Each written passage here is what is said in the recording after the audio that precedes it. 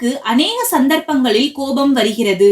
முக்கியமாக 2 விதங்களில் கோபம் வருகிறது. ஒருவன் ஒரு தப்பு காரியம் செய்தால் அவனிடம் கோபம் ஏற்படுகிறது, அல்லது ஒருவன் நம்மை தூஷித்தால் அவனிடம் கோபம் வருகிறது. யோசித்து பார்த்தால் எவரிடமும் இந்த 2 விதங்களிலும் கோபப்படுவதற்கு நமக்கு யோகிதை இல்லை என்று தெரியும். ஒருவன் தப்பு பண்ணுகிறான் என்றால் கோபம் கொள்கிறோமே, அப்படியானால் நாம் தப்பு பண்ணாதவர்களா? ஒருவனை பாவி என்று துவேஷிக்கும் போது நாம் அந்த பாபத்தை பண்ணாதவன் தானா என்று நினைத்து பார்க்க வேண்டும்.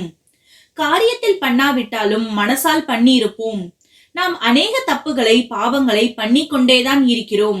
நம்மை விட தப்பும் பாவமும் பண்ணுகிறவர்களும் இருக்கலாம்.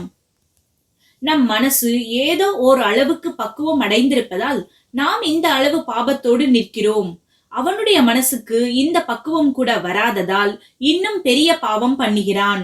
நாம் செய்கிற தவறுகளை திருத்திக் கொள்வதற்கு எத்தனை பாடுபட வேண்டியிருக்கிறது. நம்மையும் விட மோசமான நிலைக்கு இறங்கி பாவங்களை செய்ய பழகிவிட்ட இன்னொருத்தனின் மனசுக்கும் அதிலிருந்து மீளுவது சிரமமான காரியம்தான். அப்படிப்பட்டவனோடு நாம் சேர்ந்திருக்க வேண்டும் என்பதில்லை. ஆனால் பாபிகளை நாம் வெறுப்பதிலும் அவர்களை கோபிப்பதிலும் பயனில்லை. அவர்களுடைய மனசும் நல்ல வழியில் திரும்ப வேண்டும் என்று பிரார்த்திப்பதொன்றே நாம் செய்ய வேண்டியது. ஈஸ்வரானுகிரகத்தில் நம்மில் யாருக்காவது அனுகிரக சக்தி கிடைத்திருந்தால் அதை இந்த பாவிகள் கடை தேறுவதற்கே உபயோகிக்க வேண்டும்.